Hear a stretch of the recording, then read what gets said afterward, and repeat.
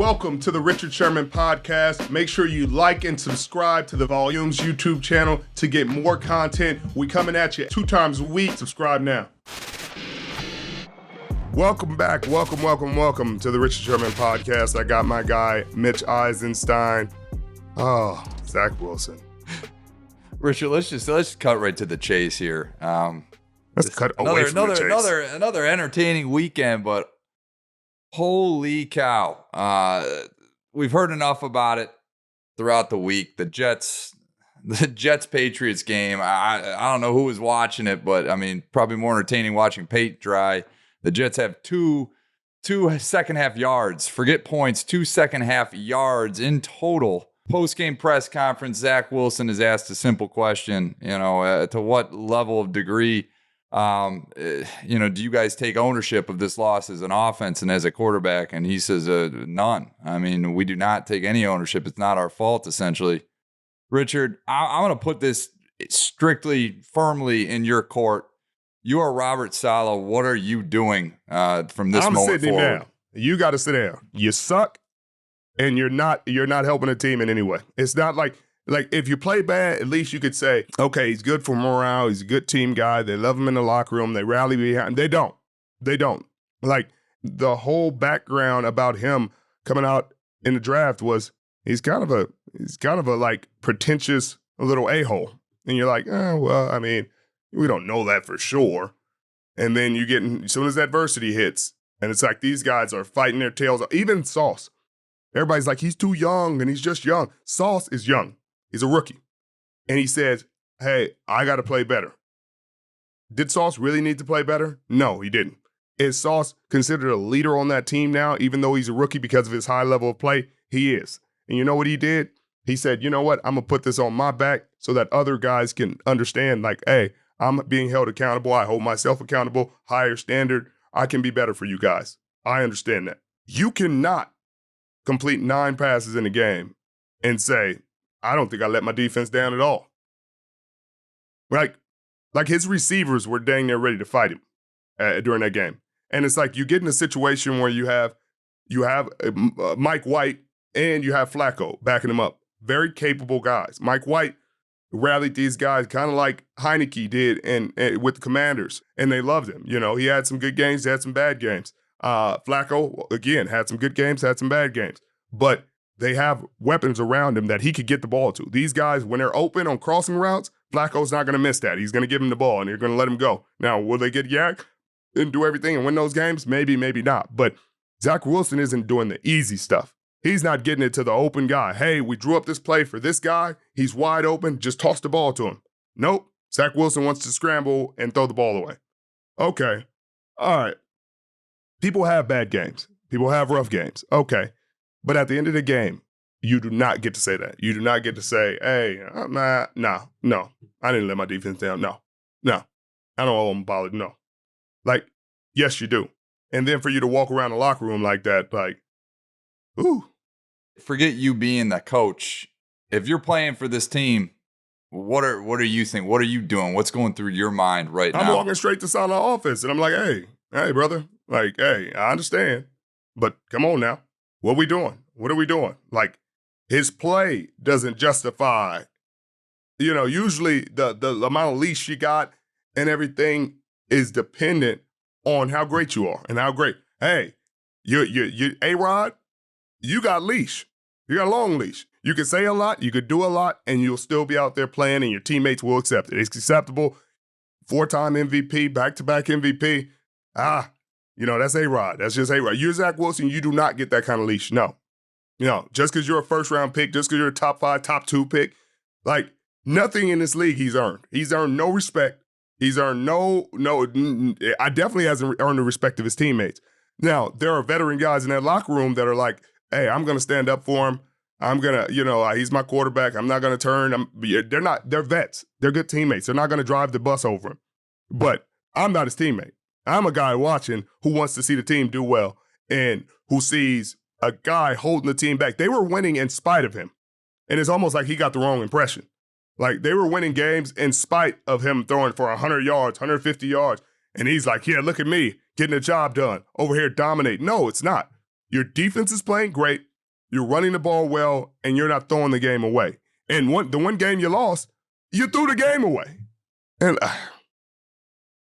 I think the biggest difficulty the Jets organization is going to have with a guy like this is coming to grips with they might just have to cut bait and realize they've made a mistake. I know we talked about this a couple podcasts ago. You got to give the Cardinals organization some credit. You know, they realized quickly that Josh Rosen wasn't that guy. They spent a high first-round pick on him and then drafted Kyler Murray then the following year. I mean, the Jets are in position. They've got playmakers. I mean, we thought Elijah Moore was crazy. We thought he was a bad teammate for coming out and saying all the stuff that he was saying early on. You know, thought he might have been a selfish teammate, but maybe Elijah Moore was right. You know, and now we're seeing guys like Garrett Wilson, a high-end rookie wide receiver, you know, that was having a hell of a career, or a hell of a start to his career. And even saying, we got to get this ship righted. The Jets organization risks this window that they've opened up. They've got high-end talent on the defensive side of the ball. They got high-end playmakers. They got an O-line that's banged up, but they got a bunch of high, you know, draft picks on that O-line that are going to get healthy. This quarterback position is the one thing that's going to hold them back.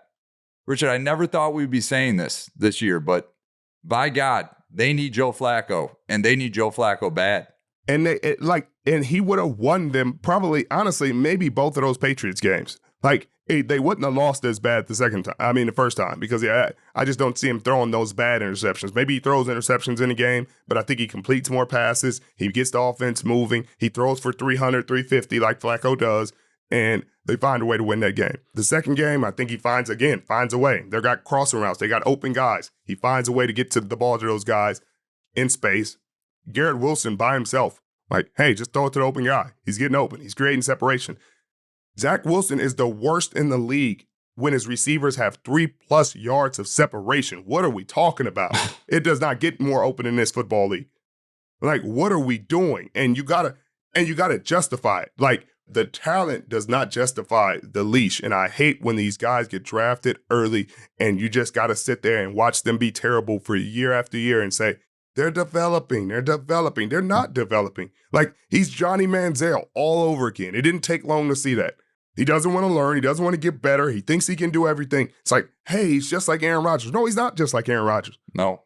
Aaron Rodgers can throw off his back foot in the air, throw it across the field, do whatever he wants because he's proven. Stop giving these rookies credit for being, hey, they're like this guy. He's doing like Patrick Mahomes can do it because Patrick Mahomes is an MVP in this National Football League, Super Bowl champion in this National Football League, has been elite. Josh Allen has been elite in the National Football League. You get more leeway.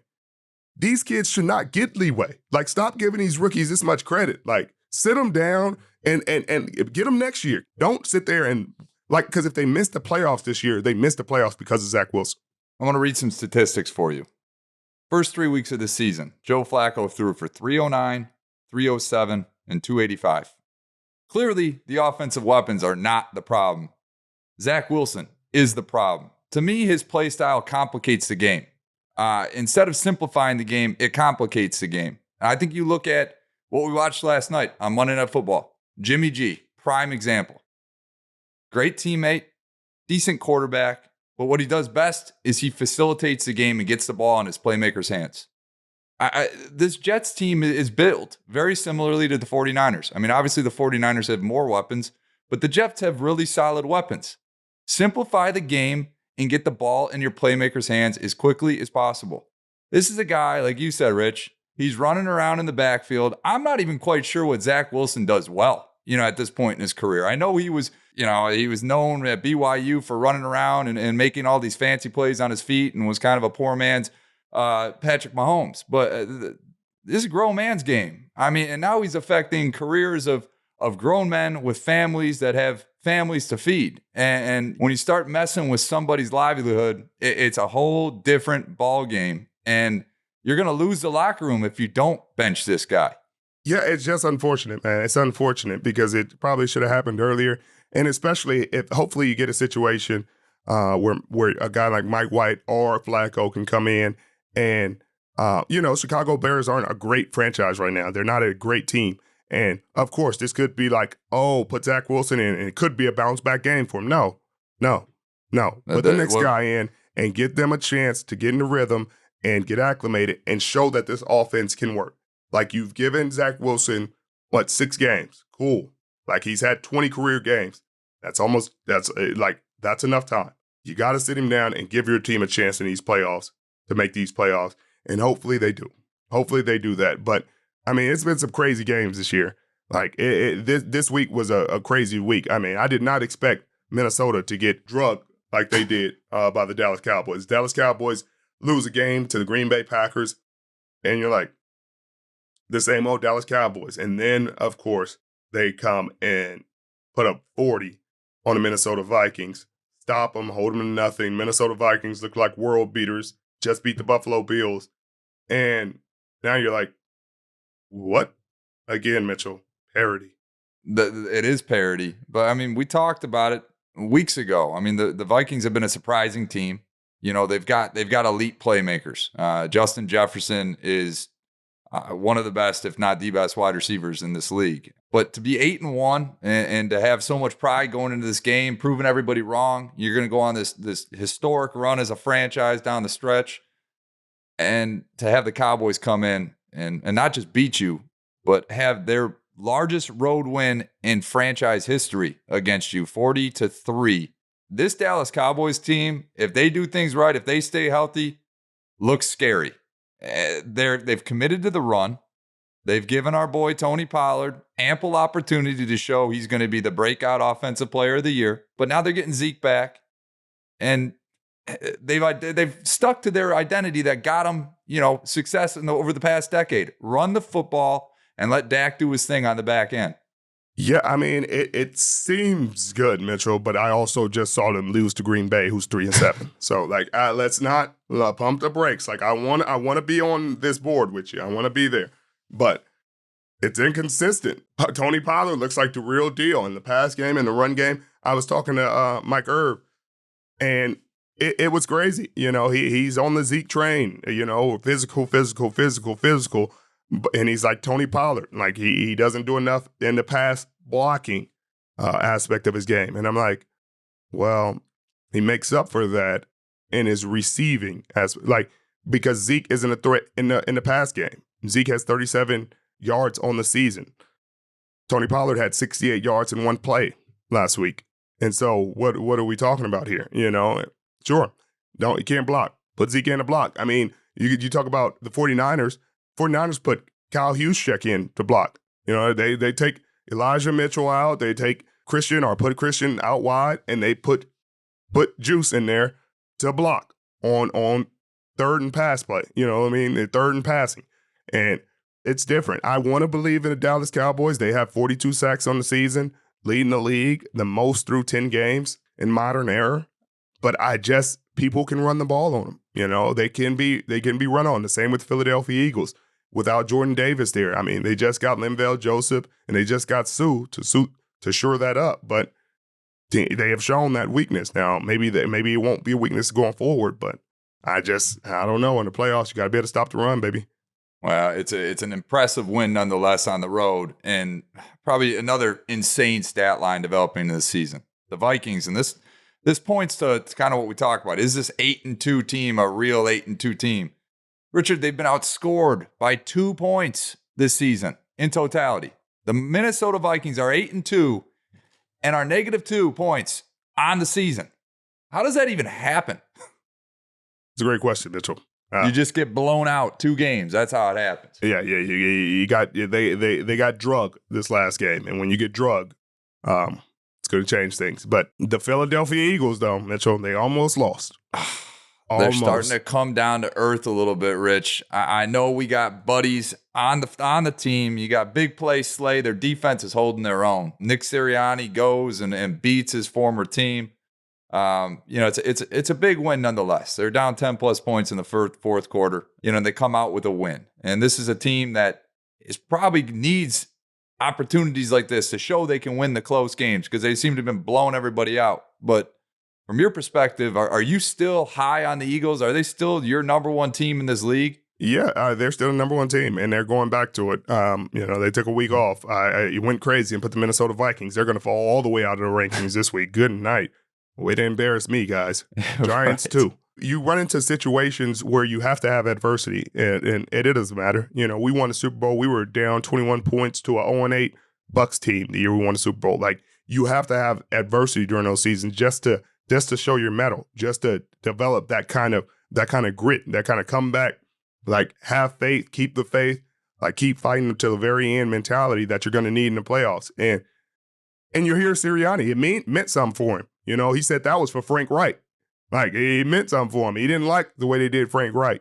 And he was right. That was cold how they did him. And if he would have lost that game, he would have been hurt in more ways than one. Not just because of his former team and revenge game, but just because he wanted to do that for Frank Wright. The Colts are back to doing, Jonathan Taylor back. It's going to look better. That's right. And people are like, oh my God, Jeff Saturday. Jonathan Taylor is one of the best backs in the league. Him coming back and doing what he's done his entire career is going to make them a better team. He's one of the best players. You get one of the best players back, you're a better team. They had a chance to win that game. They're running the ball. Matt Ryan's being relatively efficient.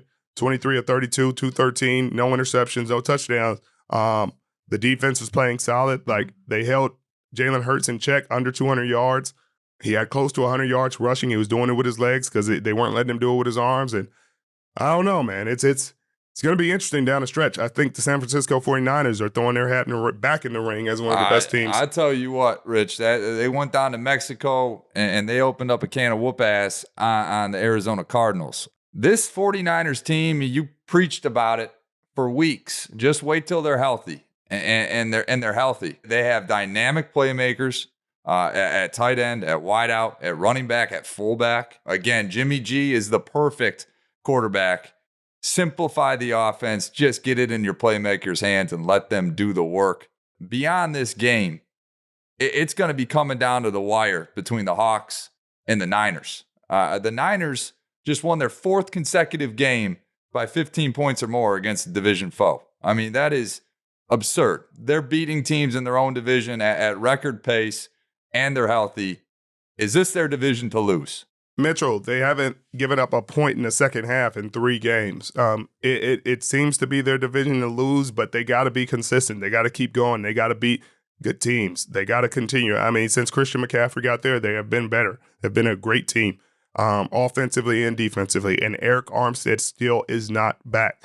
Like, Javon Kinlaw still is not back. And when they get back, my goodness, it's just mean. It's just rude. They're going to be fresh.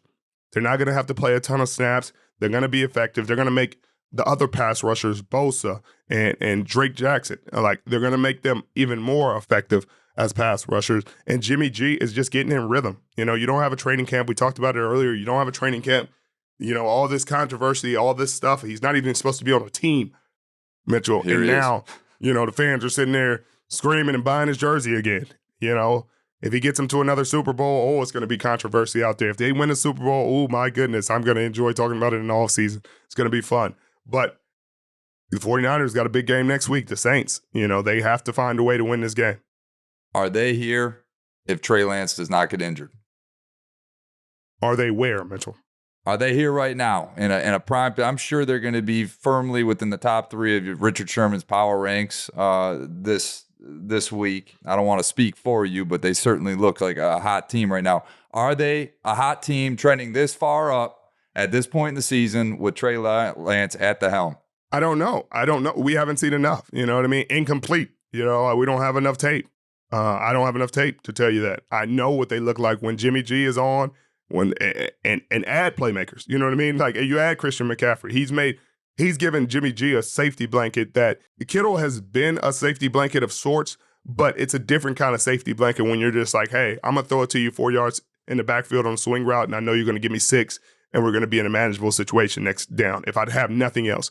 And he's using him week in and week out. Every week you see him 6 receptions, 7 receptions. Like, it's check down, it's wheel routes, it's angle routes. And then, hey, you want to double team him? We're going to throw it to Brandon Ayuk on the return route in the end zone. Like, they have so many weapons and they're using them well. And Kittle finally had a nice breakout game. I don't know if it's because they were in Mexico. I don't know. It's because he said, hey, I'm happy. I'm not upset, but I would like more than 2 targets a game. Hey, I'm not going to get upset. I'm not going to ruffle feathers or make waves. But hey, would be nice to get the ball from time to time. I can do it now. And he did. He can do it. And I don't know where they would be with Trey Lance. I don't, because we just haven't seen enough of Trey Lance. Next year we'll see. Yeah.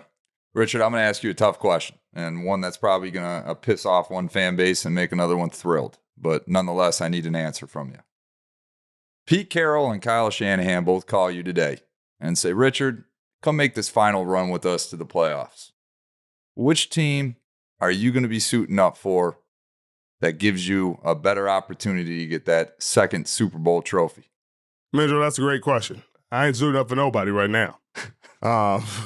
But if good. You had to suit up, Rich, this is a hypothetical. I'm not telling you got to. I'm just telling you if you had to. A hypothetical. A hypothetical, Rich. Well, probably San Francisco, because right now Seattle doesn't need me. Seattle has a rookie who's leading the league or second in the league in interceptions, Michael Jackson, and I'm not talking about the thriller. Michael Jackson is playing good football. San Francisco, on the other hand, is really beat up at the corner spot.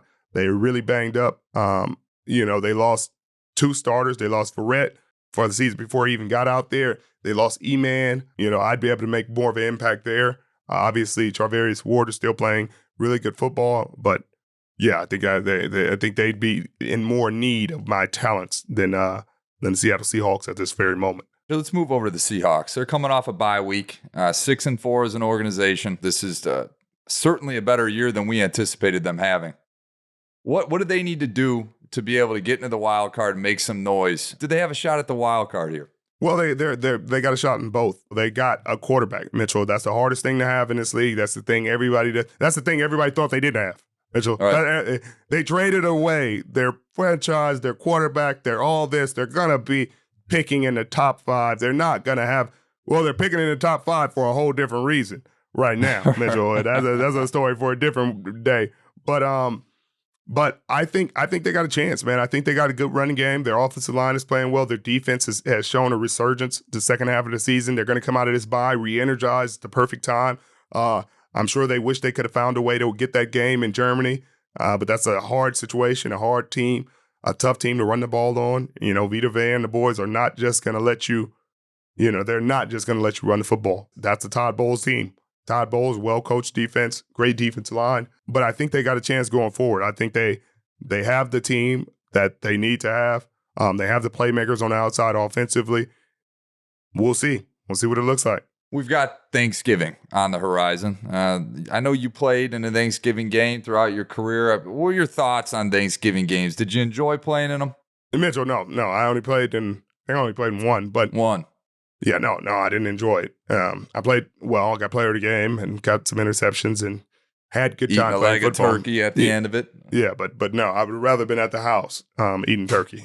It's one of those things where you're like, hey, cool, you know what I mean? Now, if that was a home game, it'd have been fine. I would have been like, okay, cool, get to go home, eat my food. But then, you get there the next day, you're eating cold leftovers.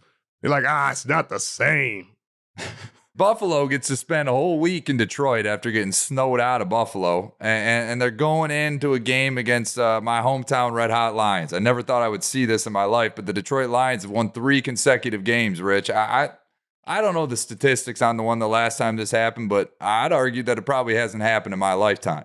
The Lions are 4-6. The NFC is kind of up for grabs when it comes to the wild card. I mean, the Giants, I'm sorry, but this week, if any week, proved that they were a fraud. You get beat at home by 2 scores by the lowly Detroit Lions. And now they go against the Buffalo Bills. Give me your game breakdown. I just want to go through these real quick. Is there any prayer for the Detroit Lions at home against the ever mighty Buffalo Bills? Mitchell, I just don't. I want to give them a chance. I want to have hope for them, Mitchell. Detroit. I wore my hat for this occasion. I see that, Mitchell, and I don't want to steal your hope. I do not want to steal it, but they're just a hard team to figure out because every week you're like, what is going on? Jared Goff can play and throw for 300 yards, and you're like, there it is, Jared Goff, and then you look up and he's throwing for 165, and they win. And they win, Mitchell. They win the game. Right. But they do have a favorable schedule going down. They got Buffalo. If Josh Allen doesn't play, there's a chance. They got a puncher's chance if Josh Allen does not play. But then they got Jacksonville. That's a game they can win. So let's call that 2 potential wins, not likely for Buffalo game. Then you got Minnesota, who's also Jekyll and Hyde. You don't know which one you're going to get in that game. Minnesota has played well and can run the ball. A little bit more consistent. Then you got the Jets. If Zach Wilson's playing, they got a chance. If Zach Wilson's not playing, they should not have a chance in that game. Tell Robert Saleh, please, to keep Zach Wilson playing, man. Right. Come on, Rich, please. Look, every defensive coordinator in the league is sitting there like, yeah, keep Zach Wilson. Like, Zach Wilson, keep him out there. You got to let the rookie learn. You got to learn when in moments like this, Rich, especially when you're 6-4 fighting for a playoff spot. Please keep him in there. Right. The Bengals are sitting there like, keep going. Keep Zach Wilson. We got to look at the NFC East, too. I mean, another division, a big division game, 7-3, Giants and Cowboys. A get-back game for the Giants, but we just talked about both teams. I mean, who do you like in this matchup, Dallas or the Giants, Rich? Yeah, the Dallas Cowboys. You just said it. The Giants just lost to your Detroit Lions, and they're looking more fraudish every week. Now, with the way this league is, the Giants will win somehow by 2 touchdowns, and again, nobody will know anything, and this league is crazy. But Dallas Cowboys should win that game and put them in a nice position going forward and in control of the wild card spot and needing some help. They would have wished that the Philadelphia Eagles would have lost to the Indianapolis Colts. Then they'd kind of have a little bit more control of their destiny. And then, I mean, you coming off a 40-3 loss, the Vikings are now playing against the Patriots at home. I don't think there's a team I'd want to play less than the New England Patriots after a 40-3 win. Now you got to go against Bill Belichick. They need a win too. The Pats against the Vikings. Rich, this is going to be an interesting game. And we got 3 pretty solid Thanksgiving games for once. Holy cow. Right. Who wins this game? I would think Minnesota Vikings. I'm not as high on the New England Patriots as some people are. They were just in a dogfight with the New York Jets. And again, Zach Wilson didn't, if he would have done anything, if he would have just been an average Joe at quarterback, the New York Jets would have won that game running away. But he's not. And so they were in a dogfight and lost last second special teams play, which is crazy. That's like a movie. It's wild. I think the Minnesota Vikings find a way to pull that out. I think they got a rebound. They got a lot of pride in that room. I think they find a way. Well, Richard, we got a big time guest. I know he's perfect guest right now. Dallas Cowboys legend, Michael Irvin, joining you on our next podcast. Talk to me a little bit about Michael Irvin. Rich, what does he mean to you as a player and our post-career? Well, he's a great friend of mine, great human being, and a ball of energy, a bundle of energy. He's going to come high energy, intense, and you got to be prepared for that. I got to be prepared for that. I got to get my mind right. He's going to love on his Dallas Cowboys, and he's going to want a physical brand of football. I can't wait. It's going to be exciting. It's going to be good to talk to my boy, the playmaker. Yes, sir. Richard, I'll let you sign us off as we wish all our listeners a happy Thanksgiving. Thank you guys as always. Happy Thanksgiving. Happy holidays. Thank you for joining us in this holiday season. We appreciate you. Hit that sub button if you're new. We'll see you tomorrow with Michael Irvin.